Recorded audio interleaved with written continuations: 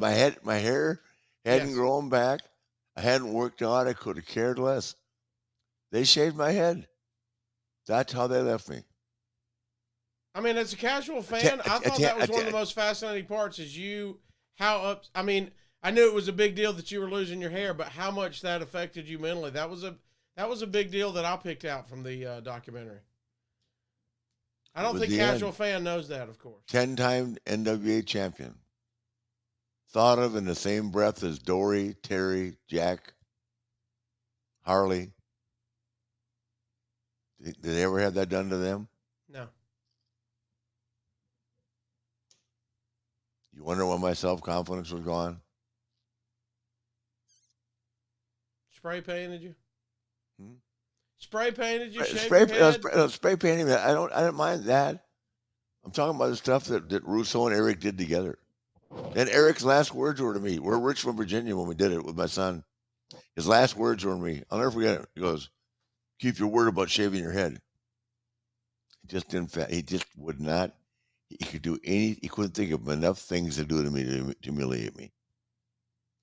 A guy that had been what 8 or 10 times the NWA champion, the real world champion, that traveled around the fucking world 365 days a year, twice on Saturday, twice on Sunday, and wrestled over 300-hour Broadways 6 years in a row.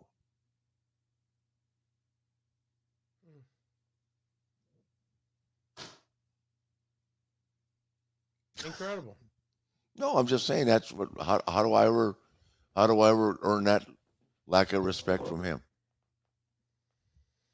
He don't got to worry about me calling him to have a drink now. And I used to like to drink with him, but I see this. People want to know why. We go, why does this stuff come up? You can't get away from it when they make documentaries. They're going to always play what happened in your life. That's what makes it interesting. Yeah, I mean, it's just ridiculous, but that's all it was.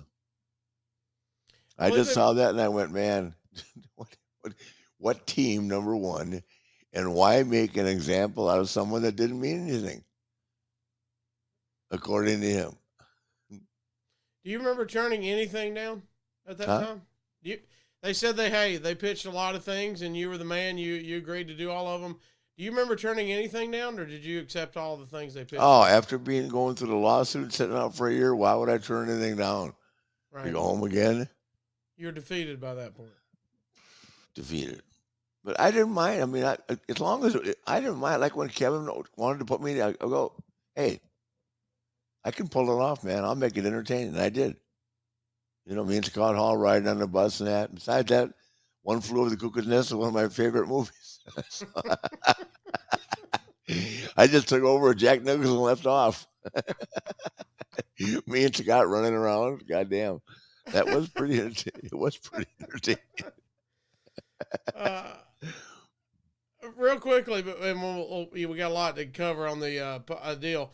I'm just more than thankful for the opportunity that Vince gave me to be there. I mean, it's historic. Because I was, I mean, they showed me shaving my head. That's how I left WCW. I was going to bring up And the and shaving and the head. and, and another very important point that I had forgotten about till I watched this. You forget about things. If all these other guys made WCW, all the list of lists, right, that were better than me and thing, why did Vince insist beyond argued for 3 days that me and Sting be the last one? Wow, I never thought about that. Food for thought. If I all mean, these other guys made WCW what they are, why did he insist on the purchase that me and Sting wrestle? wow. What was your thoughts when they did the recap of that final match? You think they nailed it? Your The- thoughts going in and just hey where you were mentally and hey My that match, final. my match with Sean. No. Before that, the match. You're in the shirt and you know your first Oh, I retirement. hated it.